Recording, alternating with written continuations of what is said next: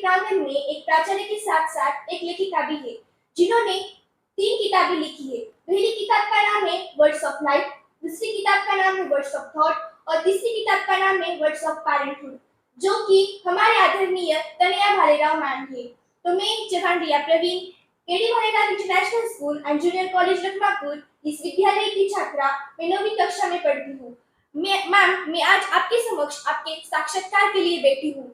आज मैं आपको कुछ प्रश्न पूछना चाहूंगी और मेरे सभी प्रश्न आपकी तीसरी किताब यानी कि वर्ड्स ऑफ पैरेंटहुड इसके ऊपर आधारित है।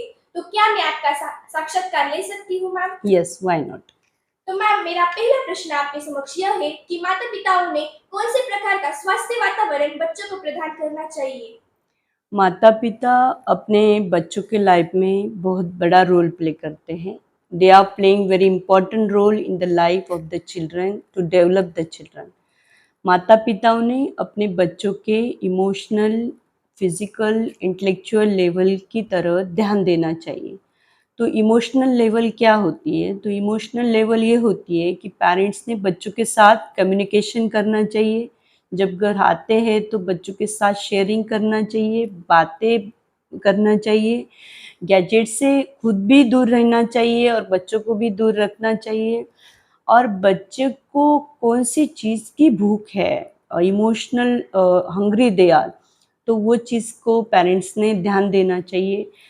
माता पिताओं ने शारीरिक स्वास्थ्य के लिए भी प्रयास करना चाहिए. शारीरिक स्वास्थ्य के लिए पेरेंट्स ने बच्चों को अच्छा खाना देना चाहिए, सलाद देना चाहिए, दूध देना चाहिए, as well as healthy food parents should provide to their children.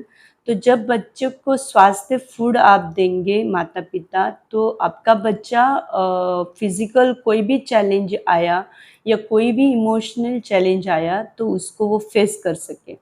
और पेरेंट्स ने इंटेलेक्चुअल डेवलपमेंट की तरफ भी बच्चों के ध्यान देना चाहिए, ताकि बच्चों का एकेडमिक्स कैसा चालू है, बच्चा पढ़ रहा है या सिर्फ लिख रहा है, स्वयं अध्ययन कर रहा है या नहीं कर रहा है, ये चीज़ों पे माता पिता ने ध्यान देना चाहिए.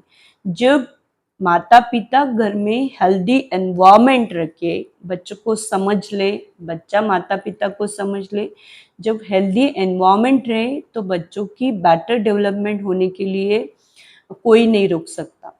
So parents should create healthy environment in the children's life for the better development of the child. That's all. So my next question towards you is that ma'am, माता पिताओं ने कौन से प्रकार का भोजन बच्चों के टिफिन में देना चाहिए? बच्चों का भोजन बहुत ज़रूरी होता है उसकी फिज़िकल डेवलपमेंट के लिए. तो माता पिता ने बच्चों की फ़िज़िकल डेवलपमेंट के लिए बच्चों को हेल्दी फूड देना चाहिए. हेल्दी फूड, जब बच्चा स्कूल में आता है तो बच्चों को 2 टिफ़िन कंपलसरी किए होते हैं.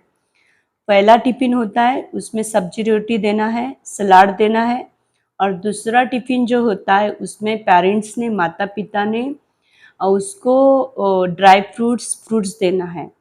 जब बच्चा स्कूल प्रीमाइसेस में स्कूल के पास रहता है तब भी बच्चों के टिफ़िन में जितना अच्छा भोजन आप भेजेंगे उतना बच्चा emotionally, physically fit and fine बनेगा.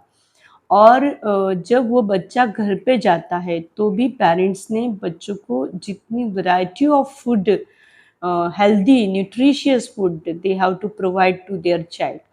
और माता पिताओं ने एक शेड्यूल बनाना है उसके टिफ़िन का कि मंडे को कौन से टाइप का फूड देना है, ट्यूसडे को कौन से टाइप का फूड देना है. If they will make the schedule of their children of a week, so in their body the different type of proteins, vitamins, and it will get, and they will become strong and healthy, and they will face the number of challenges in their life.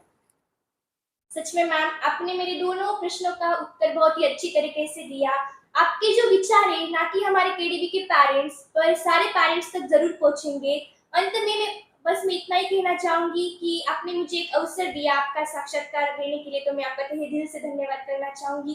धन्यवाद.